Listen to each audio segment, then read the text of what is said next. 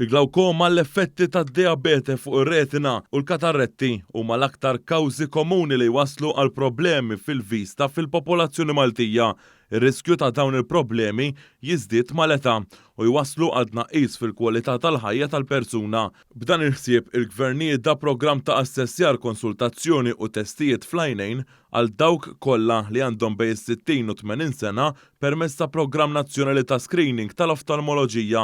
L-screening se jkun qed isir fiċ-ċentru tal-kura ġerjatrika f'San Vincenz de Paul. Dan tħabbar waqt konferenza l-aħbarijiet bit-tema inwettqu flimkien fl-Isptar San Vincenz de Paul u li għalija attenda il-Ministru għall-Anzjanità Attiva Joe Etienne Abela.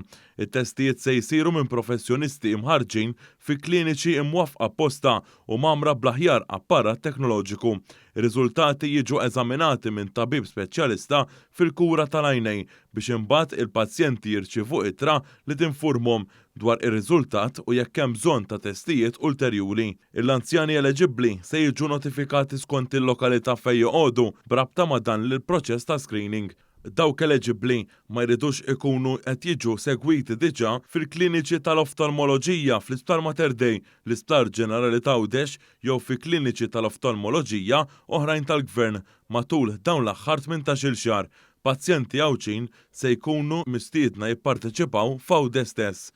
Il-kururgu tal-għajnejn Sara Refalo Azzoppardi spjegat li huwa importanti ħafna li meta wieħed jaqbeż ċerta età għandu jagħmel test ta' għajnejh. Jekk naqbduhom kmieni jew naqbduhom fil-bidu, hemm ċans li nipprevenu jew inkella nittrattawhom qabel ma jibdew jagħmlu ħsara lill-vista.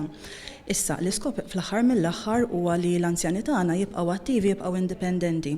Jiġifieri anzi huwa importanti ħafna li min jkollu din l-istedina jiġi ħalli jekk ikun hemm xi problema naqbduha fil-bidu rather milli mbagħad meta jkun tard wisq.